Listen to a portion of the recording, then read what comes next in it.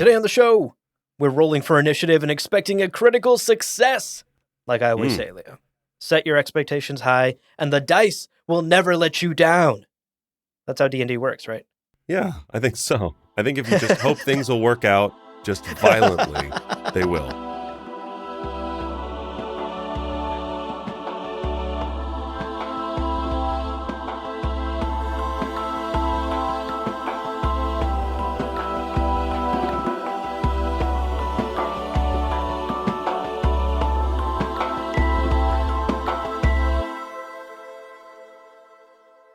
Welcome to Gamja Bar, your guide to the iconic world of Dune.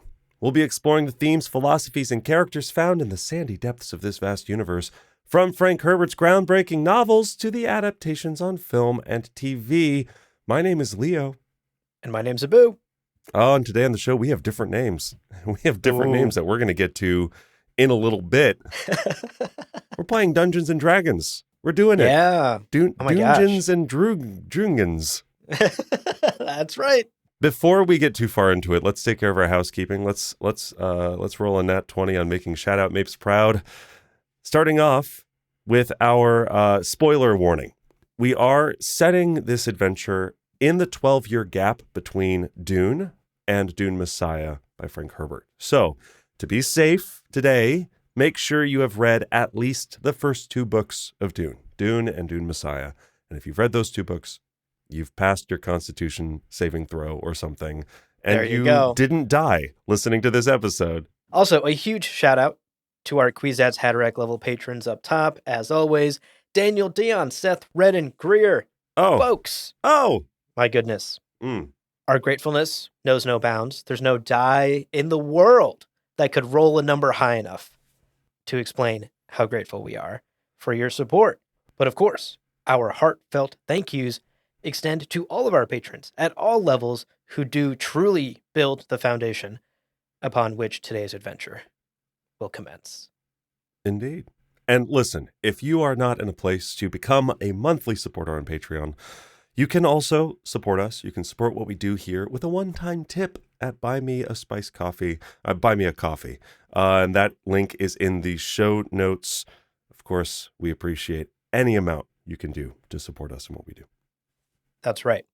Okay, housekeeping out of the way. Here is the game plan for today's episode, folks. First, we are going to begin today by explaining the basics of what D&D is for the uninitiated. We'll be joined by our Dungeon Master, Noah. Then we'll introduce our characters. Leo, you and I have built our custom characters for this adventure. Original characters in the Dune universe. Very exciting. And then finally, our Dungeon Master, Noah, will lead us through the first act of today's adventure and this story. So, before we dive into all of that, let's take a quick break, but don't go anywhere, folks. When we come back, we'll be joined by Noah, and we will begin our Dune Dungeons and Dragons adventure.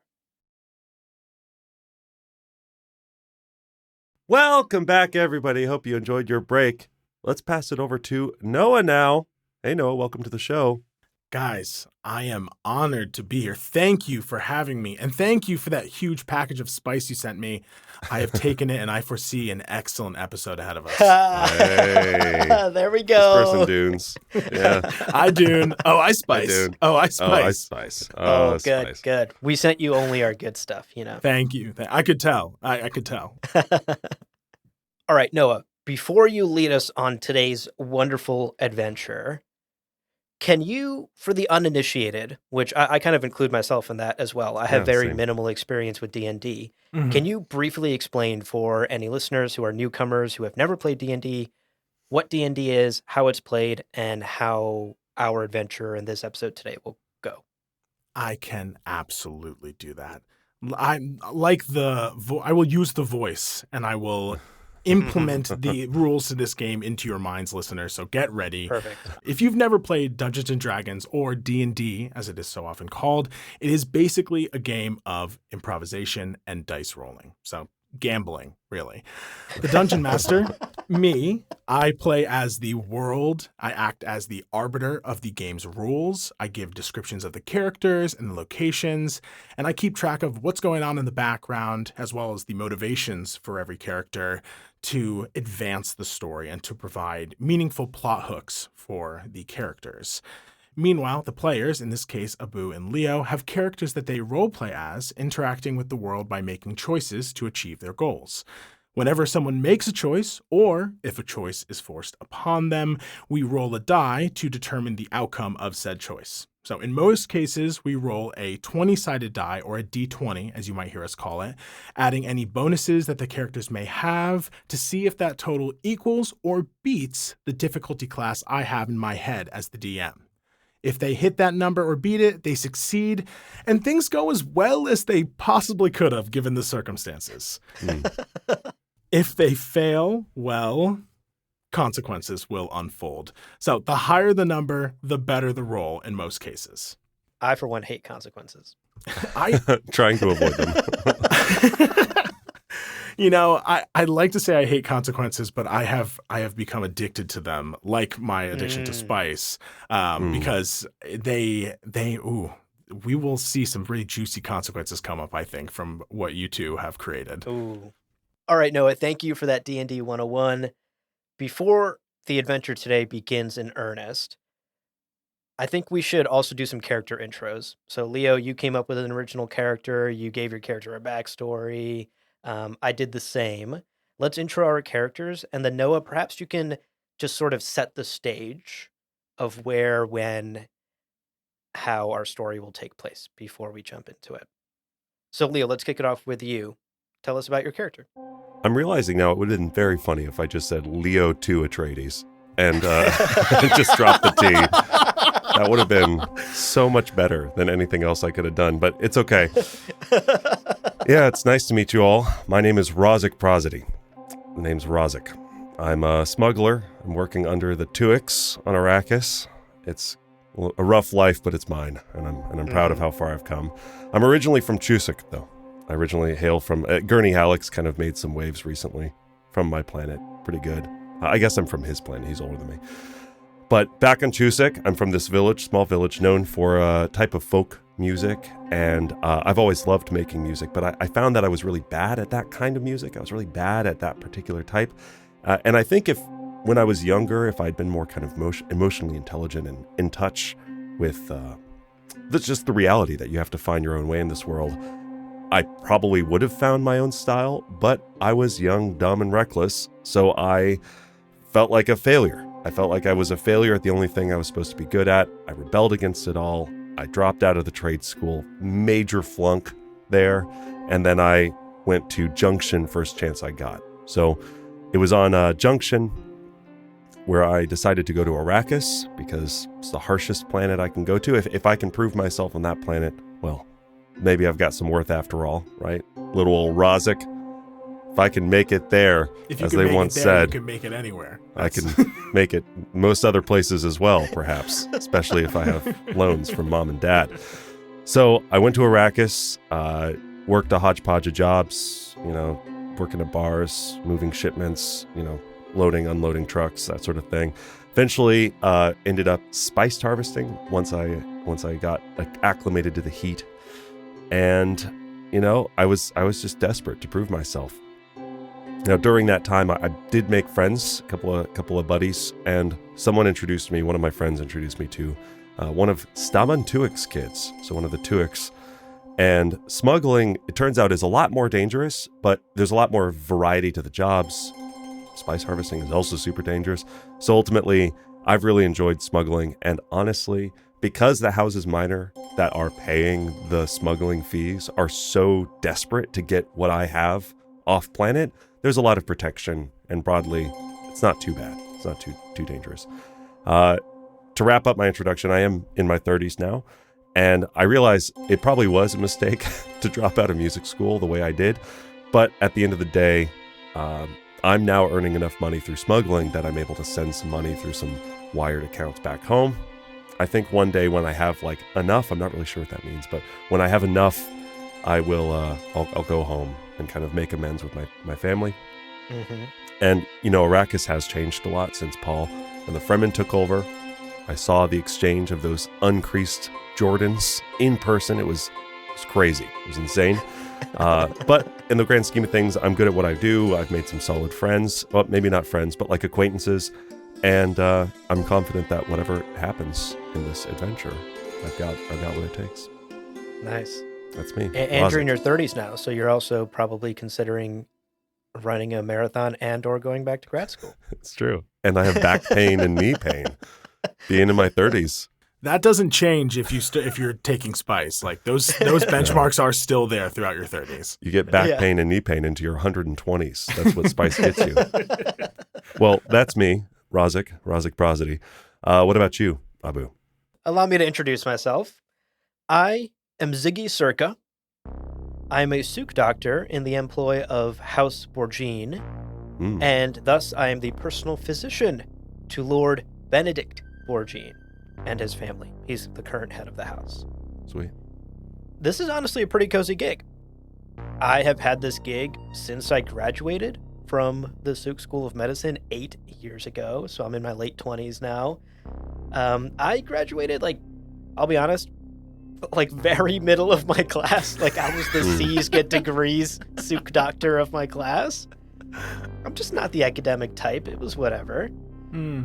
As far as the current skills I have and why I got this job, I have level 1 Imperial Conditioning, so I can't be compelled to take a human life, but I don't have level 2 Imperial Conditioning, which means I am not particularly loyal to House Borgine. I just work for them, and I can't kill anyone. They couldn't afford level 2, huh? They couldn't afford level 2. They're not a major house. They couldn't. It's tough times for the House Borgine. For House Borgine. They're like, yeah, this doctor's pretty great. He won't kill you, probably. The bar is low. The bar is quite low. As far as my other skills, what else is on my CV? I am pretty decent at the art of Faikai, which is the Souk version of Prana Bindu. It's kind of like Prana Bindu light. Less calories, yeah. I also know the deadly skill of Harki, which is this Souk skill to be able to instantly stop my own heart and end my own life, given the situation required it. Buddy, that sounds really useful. How often do you pull that trick out? Every night of drinking? Never. And I certainly don't intend to. I can't guarantee I even went to all the Harki classes. I kind of know it theoretically. Guys, watch. Put your drinks down. Watch this. It's really a one-trick pony sort of thing. Literally. You do it the one time. It's awesome. But then if you did it again, it'd be beating a dead horse, is what they would say. Yeah. Exactly. As far as my classwork went, I was pretty bad in my classes like anatomy, physiology, immunology. But I will say I absolutely crushed it in botany and herbal medicines. Okay. And in fact, this is kind of what got me in trouble in school a lot and why my grades were so bad. I have this penchant for preferring the more quirky, holistic treatments over the scientifically proven stuff. So, for example, when Lord Benedict has a headache, I smack that Ixine ibuprofen out of his hands. I'm like, you don't need that shit, sir. Let me just brew you up some fogwood tea instead. It's an old recipe passed down for generations. It's going to fix you right up. Yeah, your headache will last for 2 to 4 hours. And you're like, that's a normal headache. It's a regular headache time. And then it'll just fade in time. And this is normal, Lord Benedict. In 6 to 10 business days, you won't have a headache anymore. Get that ibuprofen out of here. Worst doctor. As far as what my social life was like, what was I like as a student? I was quite sociable, I preferred spending time in the greenhouses, again, around the herbal medicines. I loved hosting a dinner party, I love having friends and family over. I didn't love going to class so much, as we've already established. My parents are upper middle class, white collar workers, we never really wanted for anything in our lives. I was very well taken care of. And in fact, our family has inherited a nice bit of money because of a particularly unique family history. So I don't like sharing this often. I don't like to boast about this or anything, but it turns out I am a very, very distant, like, cousin or something of the legendary Dr. Faison Suk himself. Whoa. Okay. And you know, I get annoyed when people say this, but like my friends and family have teased me that like my life is kind of easy due to that fact. You know, I've been able to kind of coast through life. I coasted through school. I got into this cozy gig at House Borgine. It's whatever. You know, I don't talk about this a lot. I don't like to flaunt it. And I certainly only use my connection to the legendary Dr. Suk when I like absolutely need to, you know, in a pinch, when Of I course. need to get out of something here and there, or when I need to like Forgot get a your loan from ID the at bank. home. Yeah, I need to get into the bar. Exactly. See that name on that medical building over there? I kind of know them a little Do bit. you know who I am? I can stop my heart, guys. So that's a little bit about me, Ziggy Circa, the Suk Doctor for House Borgine. Welcome to both of you. Our adventure today takes place on a small detour alongside the Golden Path, if you will. So, let us tell you a story. A story set in our universe, but far, far in the future, when humanity has left their Terran home and scattered itself amongst the stars. Connected through a powerful substance known as spice melange, which, when ingested, gifted users prescience, glimpses of a future allowing for navigation in a vast and dangerous universe. All of that was thrown into chaos in the past decade when a young lord, Paul, of the fallen House Atreides, radicalized the oppressed Fremen people of Arrakis, the sole world able to supply this spice, paralyzing its distribution and usurping the previous emperor by taking his daughter's hand in marriage. Since then, a holy war launched in the Atreides' name has led to violence across the galaxy. Worlds stripped of life, continents salted, cultures obliterated. The houses that have opposed this new Emperor Paul Atreides, this Muad'Dib, are losing. And at the start of this chapter of humanity's grand story, we find ourselves in the halls of one of these houses who oppose him, the relatively unknown house minor, House Borgine. Moderately wealthy due to their once burgeoning specialty wine business, they have fallen on hard times in this new imperium, mostly because of their own actions. In a desperate bid to produce more of their signature wine to compete with spice-laden beverages, they have drained their planet's fresh water supplies, leading to drought, crop loss, and famine. Despite the house's demands, Paul Atreides has refused to commit any terraforming efforts to fix this issue, as they are currently engaging in the terraforming of Arrakis for the Fremen people, leading this once beautiful temperate world to become arid and angry, its rulers desperate. Ooh, wow. Okay, Leo. Yeah, cannot sounds like wait. California. To get into yeah. I'm like, I okay, think and I there's should a change the fi- names. Yeah, okay, yeah. Right. And on this planet, there's a freeway called PCH, and when you drive this freeway, it's a beautiful view of the ocean. Beautiful. In the capital city of The Baron Alai. Gavin Newsom. Ally. Lord Gavan Newsom. Damn, I have to do All right, some that was- rewrites. Hold up. That that was was a great. wonderful Beautiful. intro, Noah. I'm very excited to jump into this setting and to jump into this story. Folks, let's take another quick break. Don't go anywhere. When we come back, we're doing it. We're setting off on our adventure. We'll see you in a minute. Welcome back, everybody. We are back on Planet Borgine with House Borgine. Take it away, Noah. Thank you. House Borgine's antiquity-inspired palace sits amongst rolling hills of failing grape crops, the paragon of fading influence, once beautiful and now worn and in need of maintenance.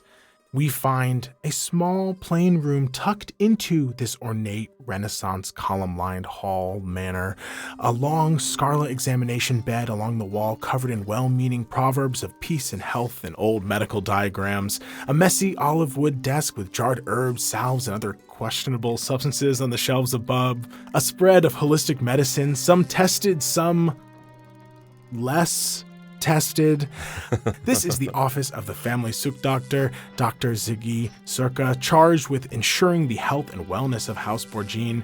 Ziggy, or should I say Doctor, you are here with this young lord, Benedict Tarquin Borgine, a pale, waifish boy of a man. And yes, he is a man, but he is incredibly sheltered just upon first look. You see slight chin and button nose, wearing tight-fitted red and gold diamond-patterned waistcoat woven in expensive fiber, tight white leggings tucked into his polished black loafers that match his almost Venetian-style bonnet encrusted in rubies upon his head, a red feather poking from it. He's inherited his title recently after his father passed away under mysterious circumstances. Circumstances that, as a Suk Doctor, you were immediately able to diagnose, even without an autopsy, as a successful assassination attempt with poison. Though the matriarch of House Borgine, the Bene Gesserit Lady Beatrix Borgine, insisted that you, quote, stick to your herbs and poultice. So, for the most part, you have turned away from that and focused on caring for this new lord. Thank God you're only a little bit loyal. You're just like, well, all right. Oh, that my boss is dead. Okay, well, I'm still hired. Okay, great. I will continue to work then. No questions asked.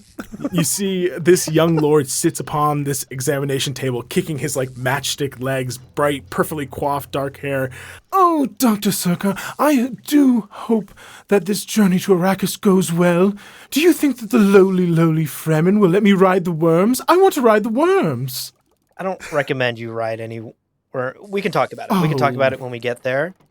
I think this will do you good. I hear Arrakis is a tough planet, but you're a tough kid, a tough lord, and I think yes, indeed, it will do us both good to experience a new planet. I could use a bit of sun. Yes, frankly, you could, but so pale. I'm so pale.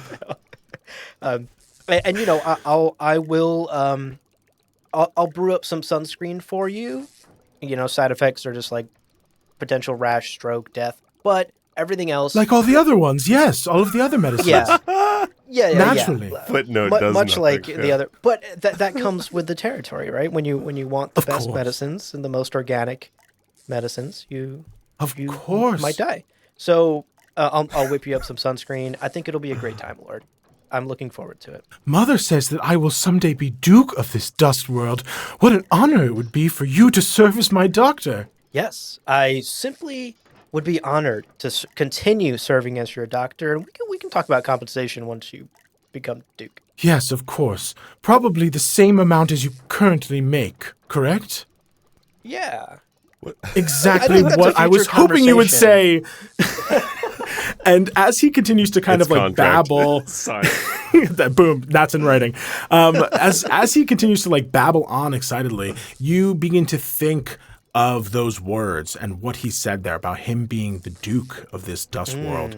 And you recall overhearing the reason for this sudden journey earlier when you happened upon a meeting that you were perhaps not supposed to be aware of. You remember making your way through the quiet, dimly lit halls of Palace Borgine when you passed by the curtained parlor of the Bene Gesserit mother of Lord Benedict and heard distorted voices, Ixian technology, this cone of silence obscuring a chamber's conversation. You remember having an opportunity, the way that the field was placed, the way that the curtains are angled, you could, in theory, listen in on this conversation and enter into this cone based on the placement. Do you remember, did you decide to listen in, or did you turn your head and look away as you have in the past? Oh, yeah. No, absolutely. I snuck right. I attempted to sneak right into that cone. I had to hear what was going on. All right. Well, Let's do our first roll then. Why don't you give me a stealth check? You're going to roll the d20, the 20-sided die, and you're going to add your stealth skills bonus. Got it. Okay, I'm going to roll my d20. All right, I rolled a 14 on the die, and my character has a stealth skill bonus of +6. So that equals a total of 20. We call that a dirty 20, a dusty 20 here in the Duneverse, if you will. Okay, with a 20, you remember carefully approaching the velveteen curtain and peeking through this distortive sonic wall that garbles their speech to get a glimpse of the lady of this house, this stunning, lean woman with olive skin and dark eyes and thick black hair. She's much different than her son. She has all of the elegance and poise of a Bene Gesserit. She wears the dark robes of the sisterhood to obscure much of her form and countenance, though you know that there is a sneer plastered beneath upon her striking features. She is joined by a strange, unfamiliar figure wearing simple white robes that are almost like lab coat-like in design. They have a high collar and white fabric. The two of them standing in this lavish, if not garish, chamber. This mysterious off-worlder tilting their head and speaking in a strange, almost robotic sort of voice. Well, so long as the Atreides control the sole flow of spice, Chom and the guild must bend to his will. This odd being, this humming, this sounds like a distrans, a message hidden within this servant. Normally, this is not something done to a person, but it looks like the technology that is normally used to imbue messages secretly into creatures has been used on a person and robbing them of their dignity to turn them into a messenger, a secret messenger for whomever they are representing. You recall Lady Borgine leaning back into her gilded throne of ivy, eyeing them with a cryptic expression. As your masters know, House Borgine refuses to bow to this zealot Muad'Dib. The sisterhood is patient. We have waited for centuries, and we will wait longer to outlast any mortal ruler. Once this Paul Atreides has fallen, my son, you see the distrans, this strange individual shakes their head. If he is allowed to continue damming the river, he will leave us parched like the Fremen who worship him. We cannot risk patience. The Bene Gesserit are not alone in their resistance. Many efforts are being made to break the dam. We have been working to create conditions to disrupt the Atreides monopoly. Lady Borgine's eyes widen beneath the cloth. An alternative has been found. The sinister messenger smiles, this wicked, nasty smile that sent shivers down your spine. Though attempts to find alternatives have been thwarted, a new method will soon be tested.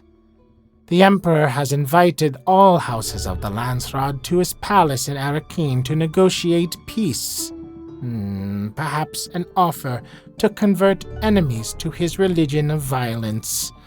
With your guidance, the young lord can join these talks as proof of your house's innocence, while one of their so-called little makers is retrieved. The lady's jaw drops. Ziggy, give me a history or a medicine check. All right. Do I get to choose which of those two checks? Yes, depending on which you choose, you will get different information. So you can only choose one. The DC is going to be the same. It's going to be an 11. So you hit an 11 or higher, you'll get whatever information is available based on that check. Okay. I'm going to do between medicine or history because of my, albeit mediocre Sook training. I still get a +6 to medicine. So I'm going to do a medicine check and try and get a sense of what's going on in this meeting. All right. From the dice roll. Woo! I got a whopping 16 on the dice roll. +6 from my medicine skill gives me a 22. You are rolling hotter than the sands of Dune, my friend. Excellent work. That is a wildly high check, and I think that it makes sense that you would roll high on this.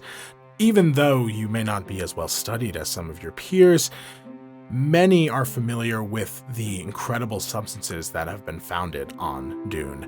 And you recall learning about a poisonous blue liquid that is used by the Bene Gesserit.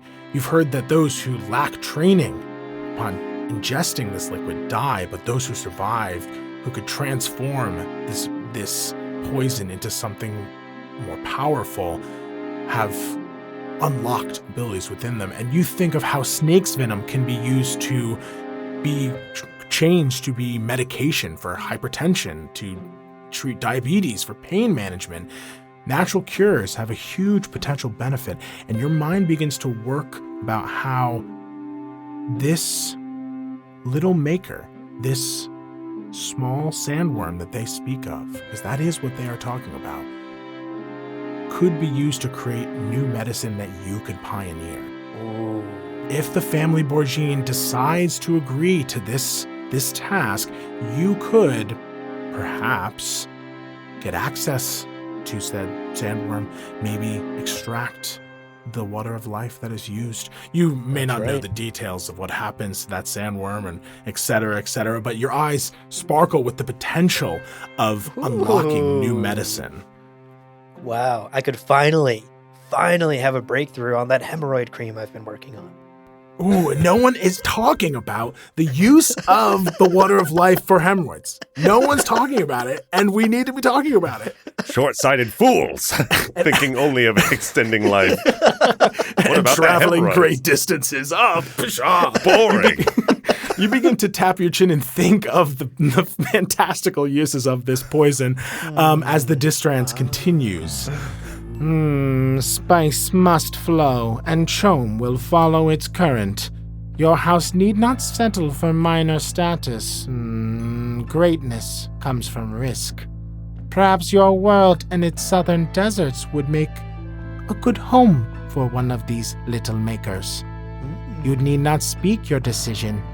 Permit me to leave, and we will understand your wish to remain a victim of the Atreides' machinations. The lady ponders for a moment, then smiles. What kind of host would I be if I sent you away?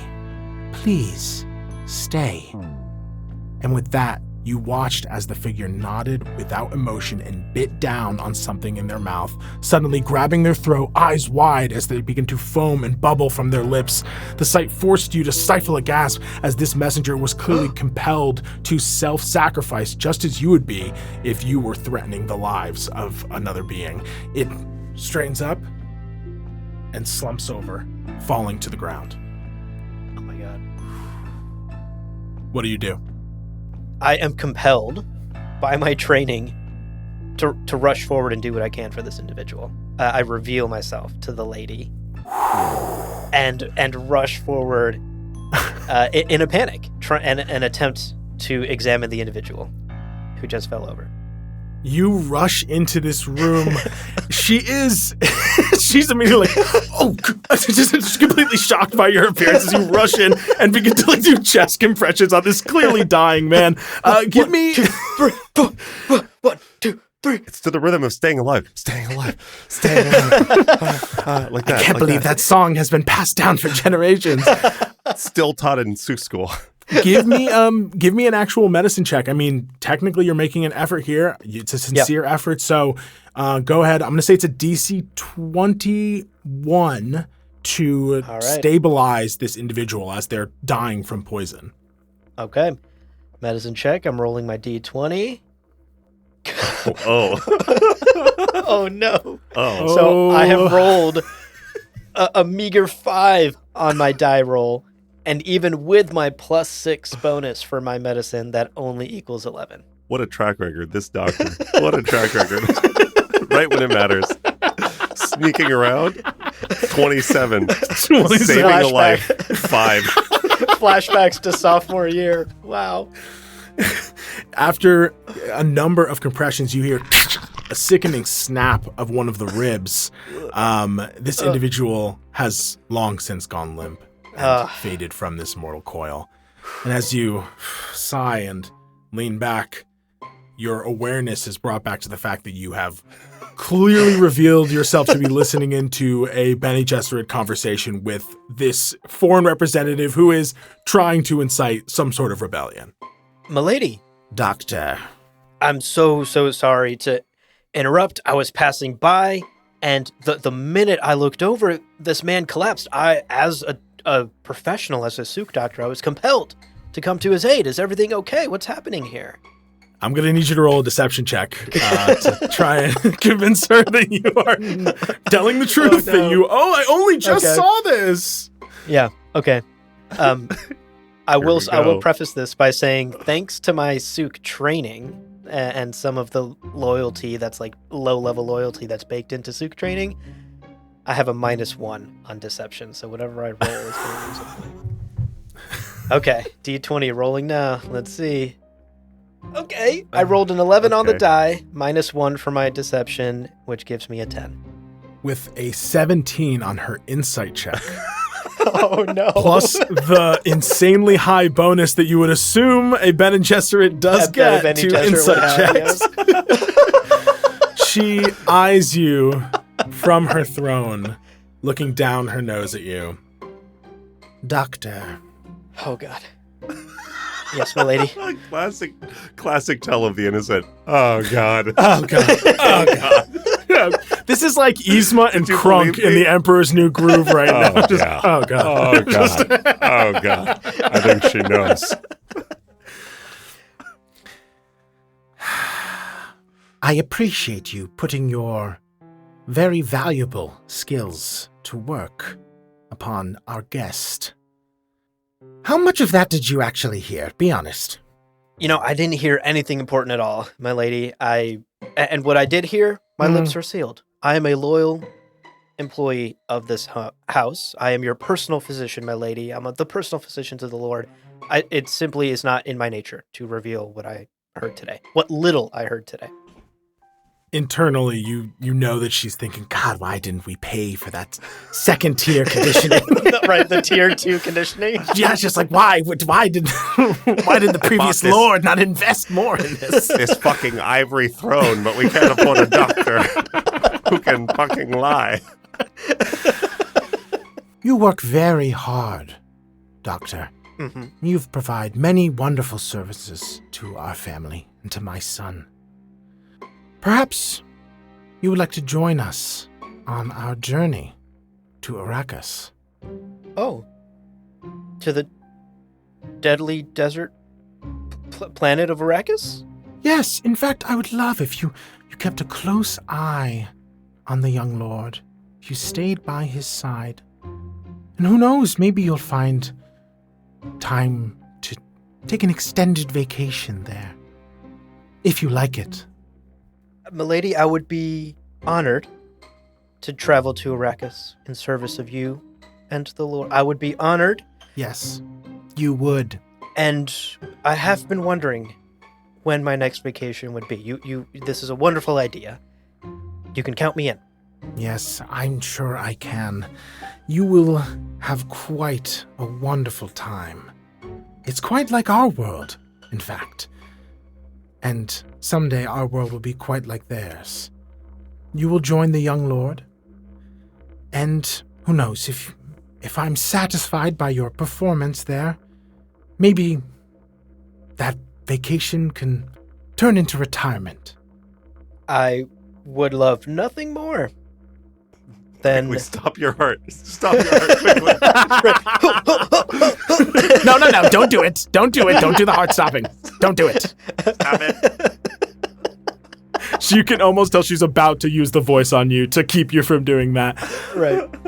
And as you are thinking of this potential death sentence that she is giving you here, as you have essentially, how can I say, confirmed that you are aware of what her plan is, yes, and are now a loose end that she will very clearly oh boy, tie up when the time has come. Yes, I have recognized in this moment how much I have royally fucked up. I'm feeling completely backed into a corner, and I feel I have no choice but to go to Arrakis and do my best to weasel out of this plan once I'm there. And as you're thinking of that, you are shaken from this memory as Lord Benedict hops from his examination bed in the present. Dr. Circa, are you listening? I've been talking this whole time, and now my throat is very sore, and I have no idea why. Not to worry. Not to worry, my lord. I'm sure I have, Oh, sure I never have mind, something never here. mind. I'll use some of my pocket wine. The newest idea, wine for children, a completely untapped market. Where did you, okay. It comes in one of those applesauce packets? And as he slurps this, we are pulled from this scene by the sound of a balisette, its 9 strings vibrating under the calloused fingers of a shady figure on a far-off world. Heat radiates from the fine yellow-orange sands of Arrakis, of Dune, hidden on the edge of a dark stone outcropping that overlooks the sea of desert extending in every direction. A small cavern turned base camp is nestled out of Atreides' sights. Leaning against the cave wall by the entrance, we see, well, Leo, would you like to introduce and sort of describe what your character's doing here? Maybe tell us a little about the music he's playing? Yeah, so I'm enjoying the view. Well, it's too hot to be outside, so we're killing some time between smuggle runs, playing a bit on my balisette. You know, I think in those quiet moments, the guys I'm out with, you know, helpful for them to kind of whittle away the time. So I'm plucking away. It's an old tune that I remember from childhood. I don't know, maybe a friend wrote it or something my mom used to sing to me, something like that. But it's a tune I love to kind of bring to mind the comfort of home and this planet I miss. The notes resonate off of the stone as you think of those you left behind on a far-off world. Yeah. And you are interrupted when a shadow comes into your peripheral, leading you to look up from your instrument to see Lishad Dalik, a member of the Silagos, the smugglers you're running with. He's not much older than you. He wears a simple, dark gray, form-fitting still suit with a warm, sand-colored cloak to camouflage his hood down, his deep blue eyes of Abad, a sign of spice addiction, almost sparkling with madness. The whiteless eyes are stark against the little of his dusty tan skin that you can see, a scar stretching across the bridge of his bent off-center nose. He is a loathsome figure, one of the roughest you've run with in your years working the desert, and he's just one of those guys who's constantly looking for someone to belittle for his own amusement. And as you look up to him, he goes, "Boo! Do you know Freeworm?" Hey, Lashad. How are you doing? Come on, come on. You gotta know some, good music, right? I think I know a pretty good lullaby if you're looking for a midday nap. Otherwise, it's a big cave. You can find another nook to hang out in. His eyes grow dark as he locks with yours. And another member of the smugglers, this squat man with a bandage over his left eye from a recent injury, you know to be Chalak Olib, lumbers over, smiling at his friend's provocations. "Yeah, I think you should play Freeworm too." You see Lashad looks at him and is just like, "Dude, shut up, dude." And before either one of them can continue, the leader of your group speaks up from deeper inside the cavern. "If you're so keen on worms, why don't you take a long walk off a short rock by the desert's edge?"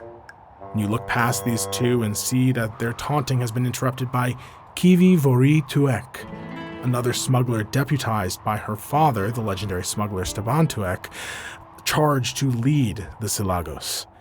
An old friend introduced you to her years ago. She's a no-bullshit, tough commander with a smug edge, leading through action, not simply words.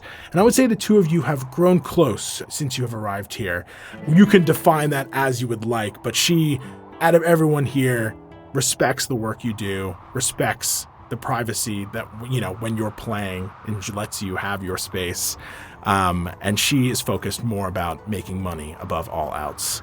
She calls out to the remaining smugglers enjoying their spice-laden food just a dozen feet deeper into the cave. "Listen up, everybody!" They begin to gather. Do you join? Yeah, I put the balisette aside, or I re-shoulder it, put it back on my back, and I saunter over to hear what she has to say. You join her as they all do, glow globes illuminating the inside of this cavern. This is it. The job to end all jobs. If we get this one right, we'll be swimming in Solaris like Shai Hulud in his sea of sand. Nods and mutters of excited greed begin to echo around you. Your mind begins to race. Rarely does Kiwi speak about a job with such certainty. She's cautious, but there's something about her today that says she is ready for this new chapter, this final job. Success of a magnitude like what she's describing could allow you to send so much more money home. It could even buy you a way back off world and provide you with a new life. Yeah, maybe this is it. Kiwi smiles, seeing the hungry look in your eyes. Our customer is looking to purchase and transport an exotic pet off of Arrakis, one that is quite rare and quite dangerous. You've heard rumors of the powers of B trying to attempt maneuvers like this before. It's not really your business. You try not to invest in what's going on this higher tier. You're just trying to survive. Yeah. But something about what she's saying does pique your interest. What kind of exotic pet could someone risk bringing off world, and why would they task you with it? And I think it occurs to you that she is referring to sandworms, and she is specifically referring to taking a little maker from the Fremen. What do you think is going through your mind right now? Well, Kiwi has always been very level-headed, and she's not one to rush into a plan half-baked. So I'm wondering if she has contacts with the Fremen. I've heard maybe that they certainly, we've heard legend of them riding the worms, so they might have knowledge about how to capture them. But I'm curious where this plan begins and ends. Is it just greed for her? Has she been blown away by some high Solaris count, or does she have a practical plan to get this done? Because honestly, sounds like catching a tornado in a bag. It's not going to work. Why don't you give me an insight check to see how she is actually feeling beneath all of this? All right. Your first roll. Here we go. Oh, okay. I rolled an 8. I guess I'm still thinking about the fucking jerks who interrupted my playing. And I have a +2 on insight. So that brings me to an impressive 10. Hold your applause. A nice even 10. Yeah. Very balanced of you. I think that... It's hot, all right? It's hot. I'm distracted. It's really hot, all right? It's really hot. And that makes it hard to focus sometimes. And I think that it starts to occur to you that this is a seemingly difficult task. But she's always been serious with you guys. She always speaks straight. She doesn't bullshit you. She is always realistic about what's going to be the outcome of it. And she's very even. She always makes sure that everyone gets their exact pay, what they've earned based on the work. If she's this excited and she's claiming it's going to be one last job, I think that you either fully believe her or you think that she needs it to be for some reason, but you don't have enough insight into the situation to fully understand why she would need it to be like this for some reason. Okay.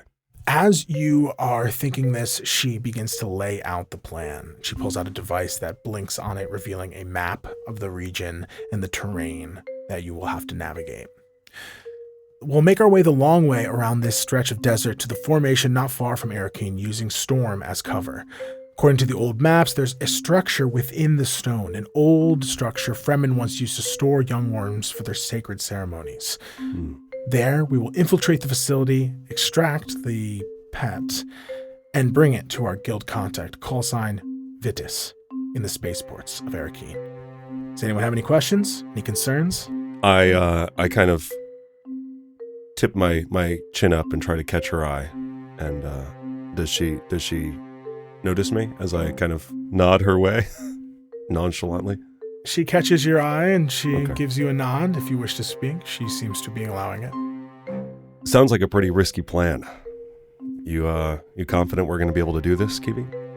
Great risk comes great reward. You know how difficult things have been under this new emperor.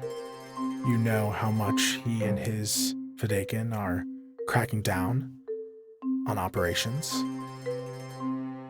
We need this to be what it is, and it will be what it is. All right, you've got my help. Give me a persuasion check. I want to see how she interprets your questioning. All right. Oh. So I rolled a 3. Okay. Clearly the head nod had some underlying vibes. I do have a +4 persuasion, which brings me to an impressive 7. Hold your applause. She smiles in a way that makes you think that she's not necessarily pleased by your questioning. Okay. Shakes her head. Raz, you've given us all a lot to think about. When we divide things up equally, I think that we'll consider that in full. You're the boss, Kiwi. She gives you a nod. You look around at this rough gang of smugglers, all eyeing the two of you, the tension between you. You are a strong, stoic figure in this group who has worked hard to get where you are. And you questioning her does send a ripple of, lack of confidence through them. Even though they are still convinced by her and her promise of money, and you want to be convinced by her too. She's been a decent She's been a decent ally and a good leader, and you think that, she's being a little intense right now, but hey, life is tough here on Arrakis. You can't risk waiting and waiting and waiting for the opportunity, especially if one does happen to pop up. And so with that, she gives you a nod and then looks to the rest. We leave at dusk, so ready up. And you watch as people begin to rise and gather their things.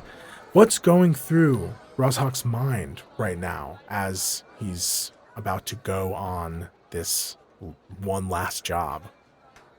Well, I'm still absolutely nervous. Again, going off the beaten path, this sort of unique mission of trying to capture a tornado in a bag, so to speak, is risky. But the opportunity to get home is undeniably really tempting. I trust Kiwi. I trust that she at least has some idea of a plan, and I'm just kind of relying on myself. I'm like, maybe things will shake out and Lashed won't make it. Talak won't make it. My day will be brighter for it if they get trimmed from the tree. They get trimmed from the share. But at the end of the day, my goal is to help. My goal is to help Kiwi succeed, and I'm sort of hoping that she doesn't doubt that I'm going to be there 100% to make sure that I survive, and that also does mean making sure the mission is as successful as possible. That's what I'm thinking about as I'm getting my stuff together. You have these thoughts running through your mind. You look over at your bullies, for lack of a better word, Lashad and Shalak, and you see them messing with another one of the smugglers and laughing to each other. And then you look over to Kivi, and she's looking at them, rolls her eyes, and looks back at you. And we fast forward a bit as you gather your things and dusk begins to arrive. You grab your garb and enter into this old, refurbished, disguised ornithopter. Everyone kind of getting into their own vehicles that are just nestled amongst the dark rock that your base is hidden within. And they all begin to vibrate and hover into the sky, flying off over the sands as the sun sets in the distance. And we cut to orbit above Arrakis, space folding and bending to allow for the massive guild highliners to arrive. Now, these ships are beyond comparison in size, a sort of elongated ovoid shape utilizing this powerful scientific phenomenon known as the Holtzman effect to bring a multitude of vessels to this orange-red world of Arrakis. And as we enter into orbit, we see Coriolis storms raging, these massive dust storms that can reach hundreds of kilometers or miles, depending on which world you are listening to this from, raging across the desert. If this tenuous alliance between the Bene Gesserit Guild and the disgruntled Landsraad is successful, this holy war of the tyrant Paul Atreides can end, and the spice will flow once more. Wow, what an amazing start to our journey, Noah. This has been incredible. Let's pause here, folks, before we continue this story and things come to a head on Arrakis. Let's take another quick break. Don't go anywhere. Ziggy and Rasik's story continues after this. All right, welcome back, folks. Let's continue our story and pick up right where we left off. House Borgine's forces are making their arrival on Arrakis. Noah, back to you. House Borgine's vessels begin to enter atmosphere, flames burning around them as they descend towards the darker side of this planet, on path to the spaceport of the capital, Arrakeen, the seat of power for Emperor Paul Muad'Dib Atreides, rising from the mountainous outcropping in the distance. Shield wall partially destroyed by the use of atomics. You and the young lord admiring the view from the observation deck as your vessels angle their descent, and the sun nears its descent, flashes of lightning in the storm swirling across the surface. What is going through your mind, Ziggy, as you approach what could be your doom? I'm certainly nervous, and yet I'm in awe. I'm in awe at the arid, barren beauty of this planet that I've heard so much about. This is a legendary planet within this Imperium, and I never thought I'd see it with my own eyes. And here I am watching dusk settle and the awe-inspiring keep of the Emperor off in the distance. The largest building I've certainly ever seen in my lifetime. I'm in awe. I'm nervous. I'm a little jittery because of that drink I had earlier. The young lord standing beside you has his hands on his hips, looks a bit confused. Where are all the worms? Oh, young lord, I don't think they don't come this close to the city. We're going to be landing in the city. So boring, mama!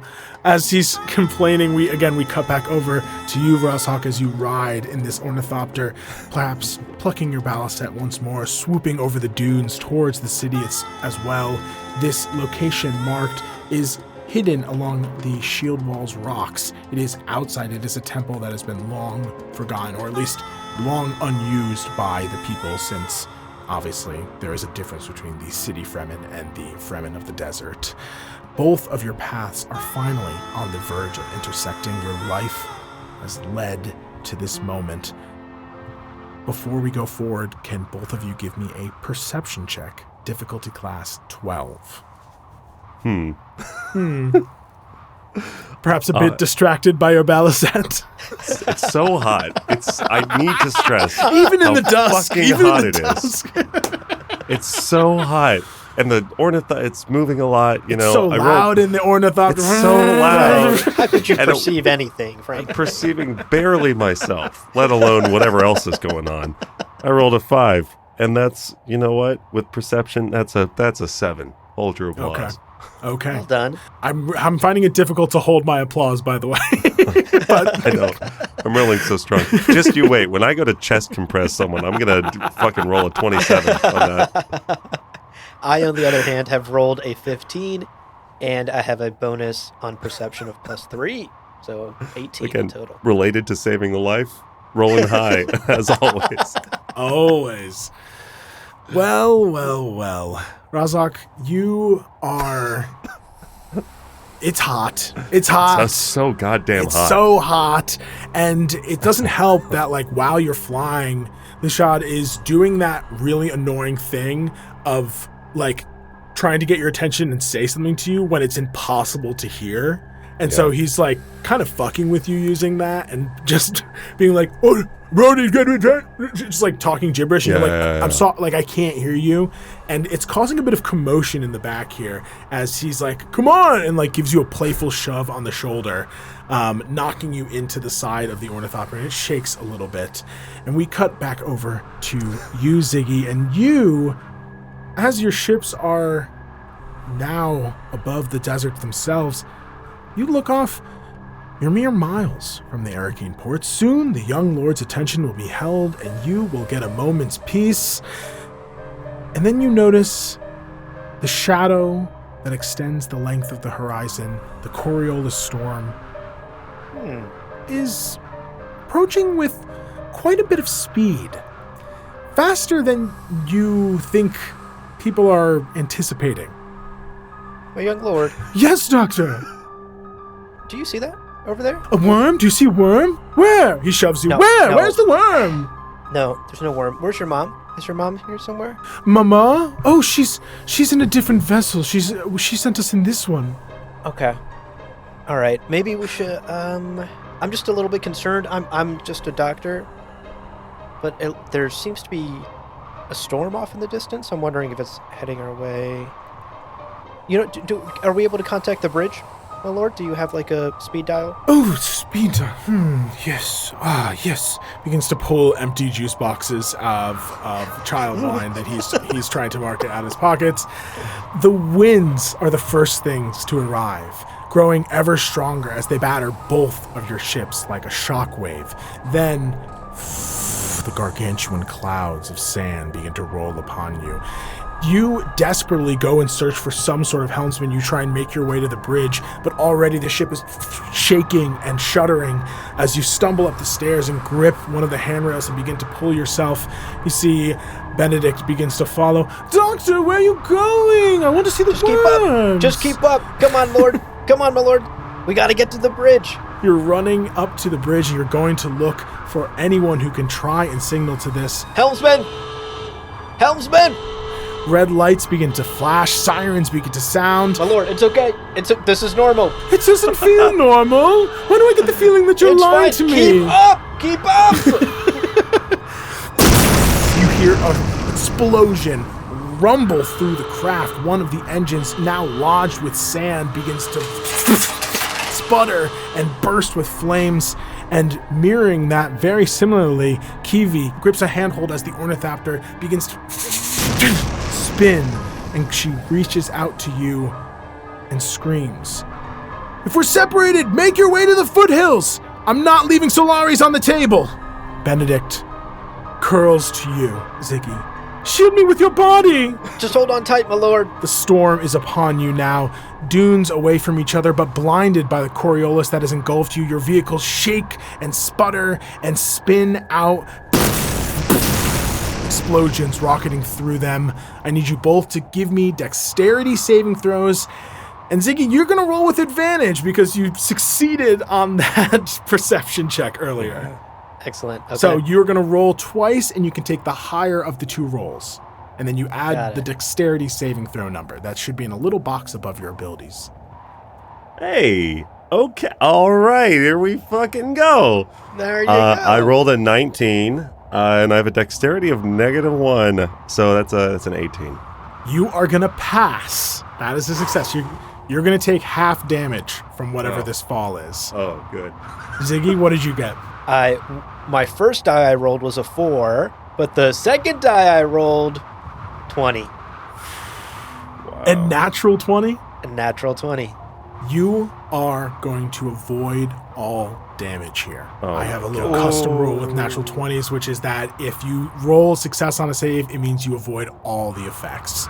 You Wow. miraculously, perhaps it is because you are shielding the young lord, perhaps it is because you are so aware of your body and how it functions and what you need to do to maneuver yourself to do a safe cushioning, but as your two ships split screen, crash and sputter and explode on the dunes, you miraculously manage to avoid all damage. Tuck and roll, my lord. Rosok, you are going to take a decent amount of damage, but it is halved. So I rolled Okay. a total of 17 damage, but halved. We're going to round down with that. You're only going to take 8 damage. Okay. So I'll bring myself down to 30 hit points. All right. Ow.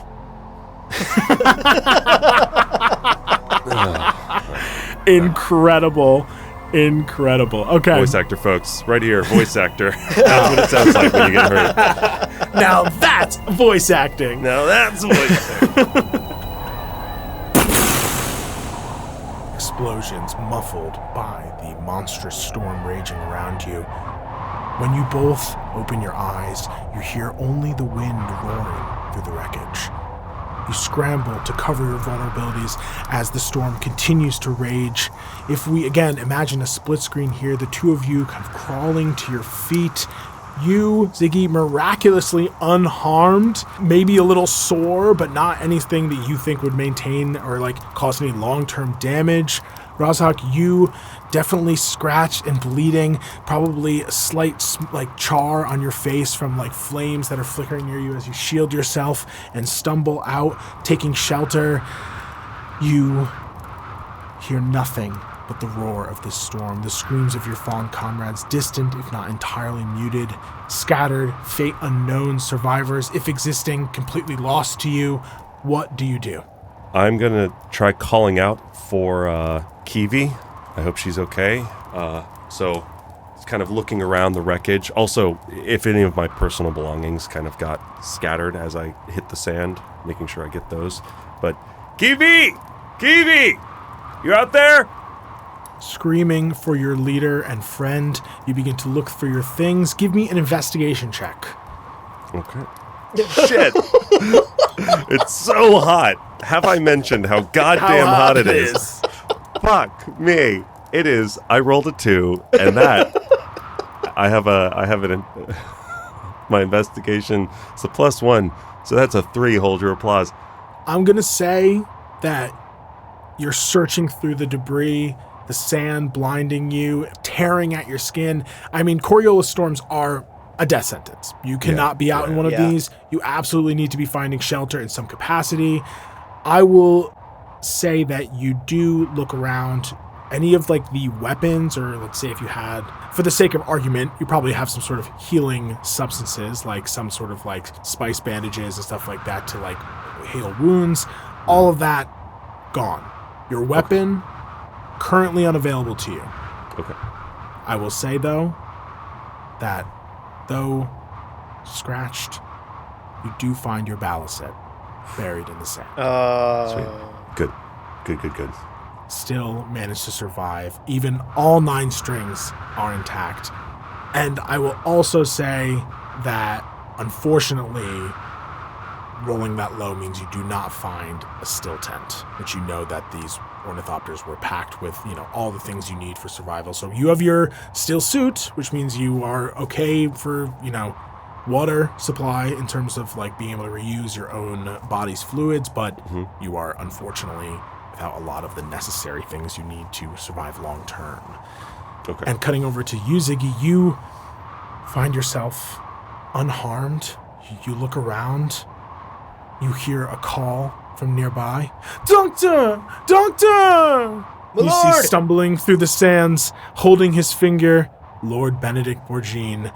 Doctor, my finger! It was scratched in the fall. I may faint. Let me see the damage. Presents his finger to you. It's the tiniest little cut. It's actually a miracle that he's so uninjured as well. Your nat 20 saving him from having to roll, period. It hurts.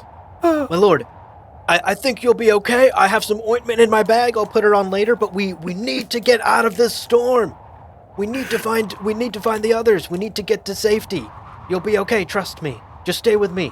I do. I trust you with my whole heart. And I need you to roll a survival check for me to see how well you can figure out, you didn't necessarily come here with a bunch of supplies, but perhaps you can find some with this check. Okay. All right, roll. Excellent. I've rolled a 12 on the die, but I have a very high survival bonus. I get a +6. All those herbal medicines and time in the greenhouse is helping me here. So 18. 18. I'm going to say that's going to double as a perception check for you as well, because you are looking for supplies and you are looking for things that can serve you as some sort of shelter. And as you are shielding the young lord and looking around at the wreckage, it's scattered and half submerged in some of these orange dunes as the sand continues to blind you, you do manage to find shelter. So you will be able to duck into what looks to be a part of the craft that is lodged into the ground. but in a way that is blocking the winds and the sand itself. I will say that maybe you don't find a still tent, but you do hear something. A muffled shout a little bit further, just past one of these dunes, like just beyond where your shelter is. You hear Rozhok's shout of Kivu! Woo! Just like muffled in the distance. My lord, come here. Get under the shelter, my lord. We need to protect ourselves from these winds. Yes. Let me think. Jesus Christ. Wait, do you hear that? Is that that could be Milady! Milady Borgine! Mama! Helmsman! My lord, stay here. I'm going to see if I can find your mother out there. Don't go anywhere. I don't need much convincing. I hate doing things. So he immediately sits down in shelter.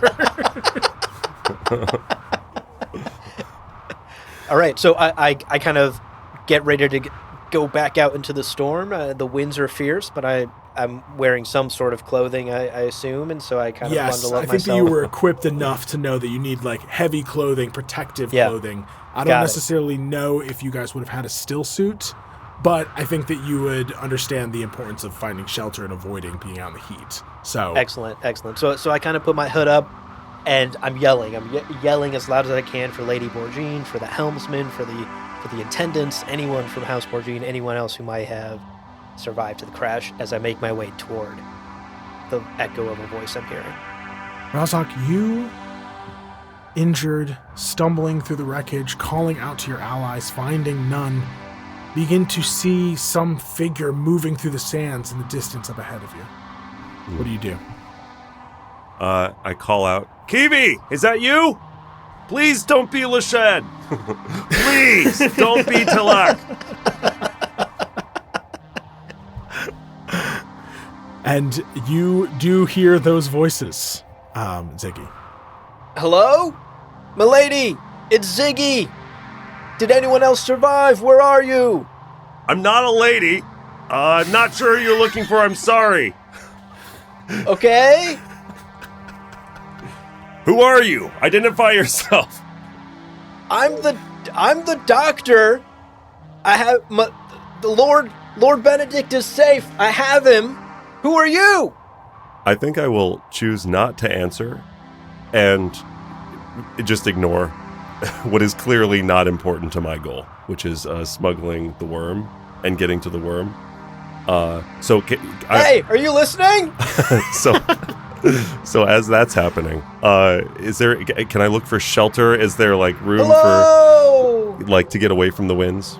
First, why don't you both give me Constitution saving throws, since you're now officially out in the storm and you are definitely getting buffeted by these winds and this sand. Okay. I'm gonna roll that D20 and add your con save. I rolled a 15 with a +2 Constitution. That's up to a 17. I think that tracks. You're wearing a still suit. You already know how dangerous these storms are, so you're sheltering yourself as much as you can, moving down these dunes, looking for anything helpful instead of another liability that an individual can be. Yeah. I rolled a 17 and I have a +1 Constitution, so 18 total. All right, you Most as invincible well. fucking doctor in the goddamn universe. Can't save someone's life, but I Look, also can't die. I've been coasting my whole life. It pays to be related to the famous Dr. Seuss. The wind is tearing through your skin and bone, and you go, excuse me. Do you know, who I'm related to? Who I'm related to? The wind's like, oh, I'm sorry. Screaming into 800-mile-an-hour winds. Just like the flesh normally would be torn off your body. Yeah. You both are surviving, at least for now.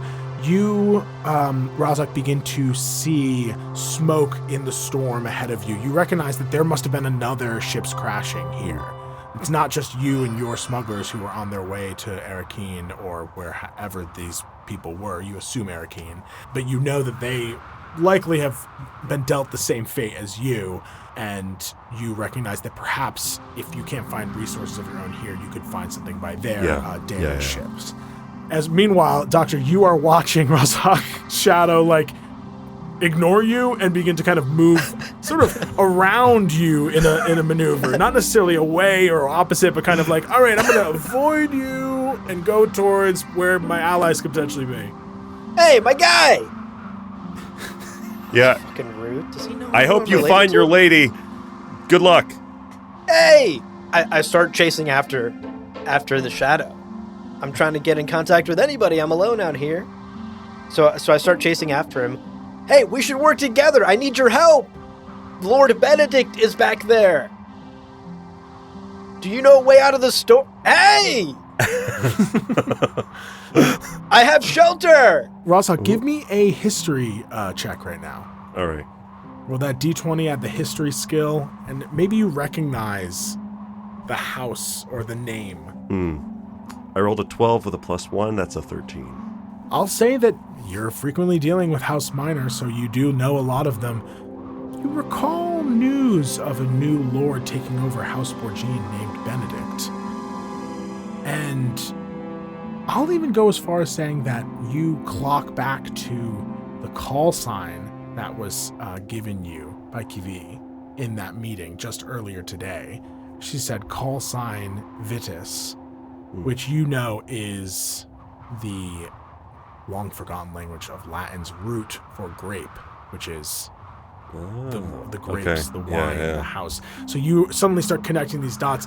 This wasn't just some sort of like trading vessel or, opposing gang of smugglers. Right. Like these are people with money that may be linked to the job that you were on. Okay. So I stop and I turn and I go, you said you have equipment?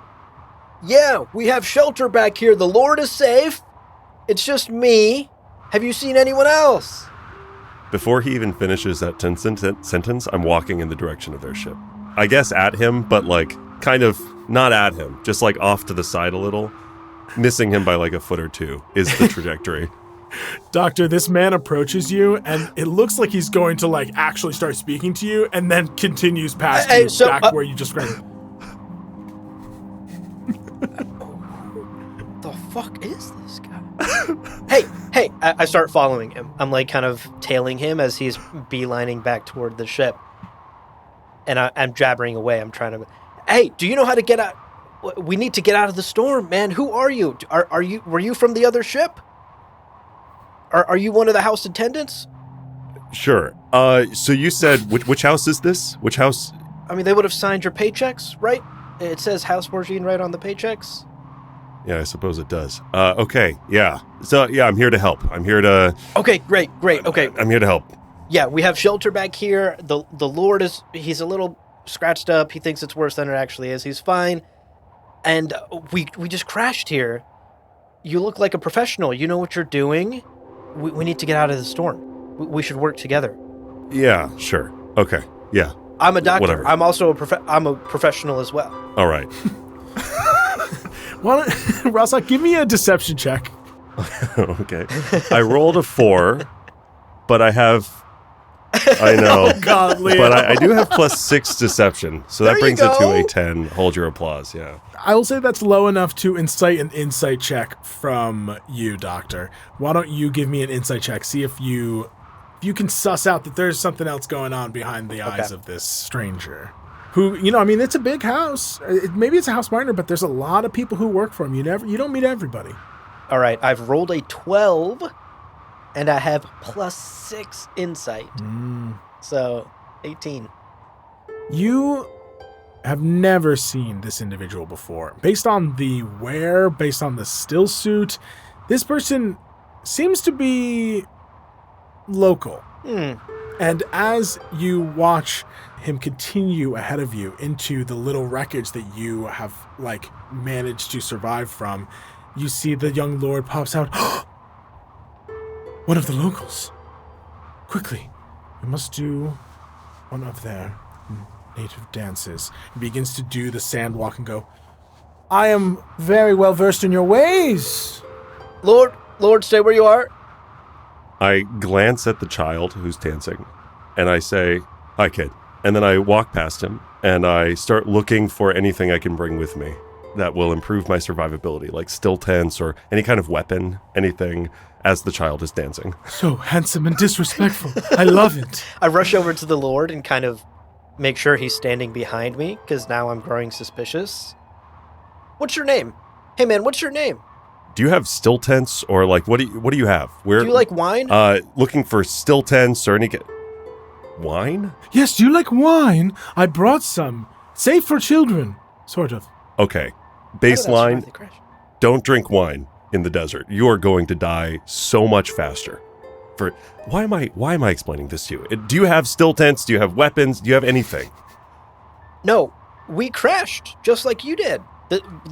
This is all we have. I guess we have this child wine and what we have on us Did and you say in our child packs. wine? Don't worry Yes! about the child wine. Child wine. No, I'm curious about the child wine. It's fine. Just Wine for children. How old are you? An untapped market. should we maybe get out of the storm? And as you are talking, the storm is getting worse. I'm going to need one more Constitution saving throw. If you do not get out of it or find some sort of shelter soon, you will be in trouble. Okay, I rolled a 19 with +2 Constitution brings me to a 21. Excellent. You pass. I, on the other hand, have rolled a 5 with +1 Constitution, meaning total of 6. You are going to take 10 damage, Ziggy. Ooh. As this storm is now like officially tearing at your skin. It is intense enough, and you do not nearly have as much protection as this stranger who you have discovered does. Do I see that Ow. he's... well, I heard that. Okay, you clearly don't have any equipment. You clearly don't have anything I need. We need to get out of this storm. You need to get out of this. I'm getting out of this storm as soon as possible. I agree. Sure. And we're gonna look for a place. Is there anything nearby? Can I see anything in the swirling Coriolis? As the sand continues to pile higher as it's shifted around in this massive storm, you do see that part of this ship that has crashed here has landed in such a way that you can kind of, in the same way that, like, you know, an airplane's wing is kind of hollow, right? Like there is a place to go in and do maintenance. Part of the ship has crashed, and in tearing off, you see that you can crawl inside of it and take cover. Now, it may not satisfy the supply needs of food and weaponry and stuff like that, but it certainly will keep you covered for the next the night while the storm passes if you bunker down now. Having seen that, I am going to I'll say, listen, I recommend you take shelter as quickly as possible. The storm's only going to get worse. I'm going to be right over here. And then I get down and I shimmy into the wing and try to kind of get all bundled up and as comfortable as can be. Don't mind if I do. Lord Benedict also begins to slide in. Come, Doctor! One of the locals has sewn us shelter! Okay, not so close. Shift over. We must make room for the Doctor. I also shimmy in. It's getting real right. tight quarters in Don't here. touch the palisade. Okay. But I make sure to settle in between this stranger and my lord.